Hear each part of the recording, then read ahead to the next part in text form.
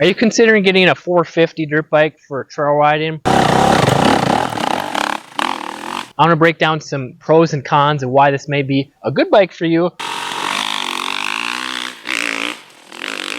or why this might be the worst dirt bike you can buy. First, I want to share 5 reasons why this is great for moderate to high speed trails. This could be like fast flowy trails where you're going 15, 20, 25 miles an hour, or even like open desert riding where you're going like 30 to 50 or 60 plus miles an hour. Number 1, it has plenty of power, more rider than 99.9% of us really need. So if you need a lot of power for accelerating quickly or riding at high speed, even though top speed is only like 75, 80 miles an hour with stock gearing, you can change the gearing to make it taller, to ride faster, or to cruise at higher speeds without having to wind it out as much as like a 250, which is reason number 2. You can change the gearing and still have plenty of torque to pull that, as long as you don't mind having a really tall first gear. Reason number 3, if you're racing, this close ratio transmission makes it really easy to keep it in the meat of the power. Or if you're a gear too high and you want to lug it, these things have plenty of torque,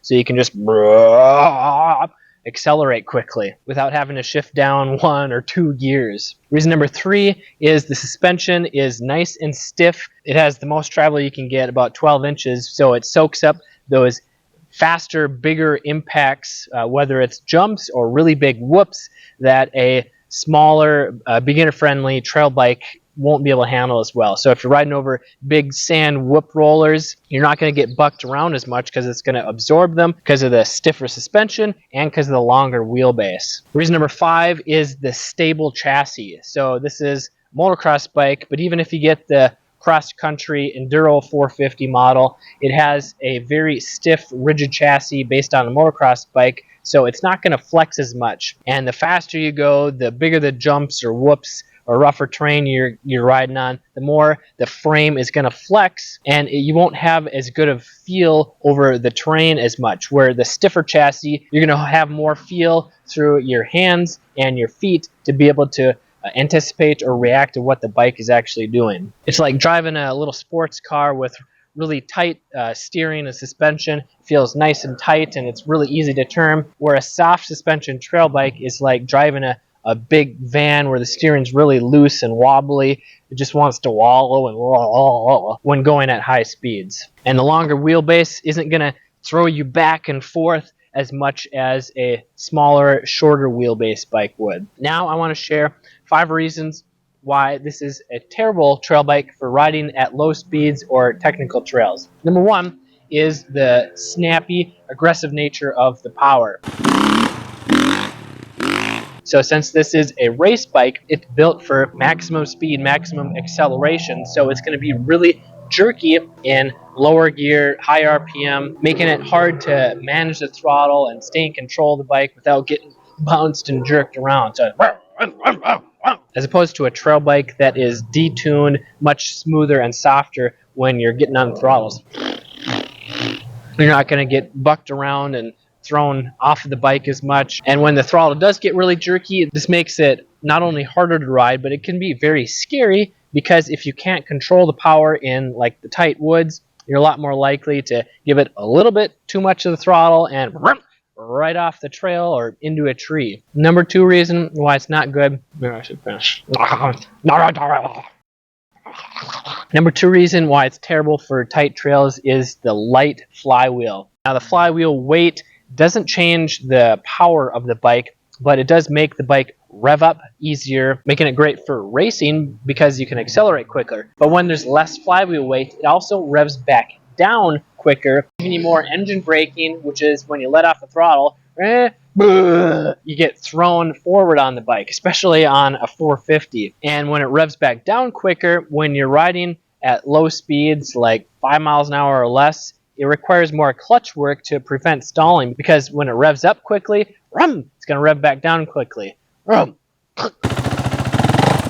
you're going to stall it. And when you stall it, you're more likely to fall, get frustrated because you have to pick your bike back up. And if it's kickstart, you got to get over. It just makes it really frustrating when you're constantly stalling it. Number 3 reason why it's bad for tight, slow trails is the stiff suspension. So when it's great for high speed because it can absorb all those impacts, it's not great for low speeds because it's not going to absorb those small bumps as easily because it's stiffer. It's meant to hold up. So it's going to be blah, blah, blah, blah, blah, blah, blah. You're going to feel every little bump, and that's going to be a lot more exhausting, and you're not going to have as much control because when it's stiffer, it's going to bounce off of those bumps and small rocks and lose traction, so you're more likely to slide out. Reason number 3 is the tall first gear.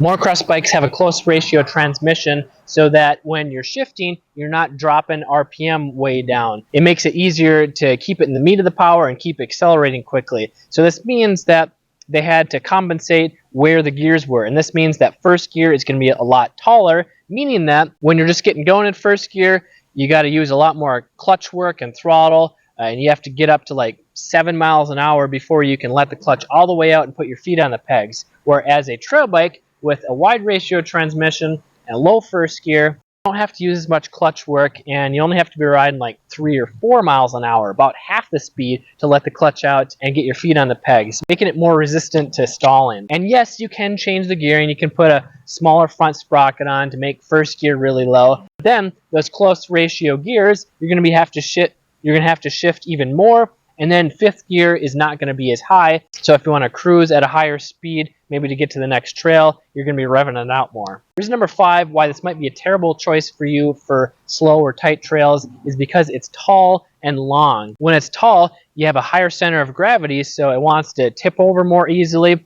If you're short like me, short legs, it makes it hard to touch the ground. It doesn't really give you confidence, especially if you're just starting out. If you're over 6 foot tall, this isn't that big of a deal. But for us average to shorter guys, it makes a difference. And the longer wheelbase, while it is more stable at higher speed, it's harder to turn and steer at lower speeds because it's like driving a short car trying to turn it. The turning radius is very tight, where if you're driving a extended cab long box truck, it takes a much bigger radius to turn around. And that's what this bike is compared to a shorter, smaller trail bike. Oh, and I also need to mention the weight of this bike, that even though it's only like 250 pounds, it may be even lighter than like a CRF 250F trail bike, but it feels a lot heavier because that 450, when you're revving it, it's that rotating mass that makes the whole bike feel heavier. You're going to notice this a lot more when you're riding at low speeds. It takes more energy to stay in control of the bike because you got to use more effort to lean the bike over, and when you're accelerating and braking, it just exhausts you out a lot quicker than a lighter, smaller engine dirt bike with less power. So if you're reconsidering buying a 450 for trail riding, you should check out my video here on the best enduro bikes for trail riding. Or if you do need a street legal bike, then I cover those here in this video. I'm Kelly Fager from MX Hideout. Ride safe, have fun.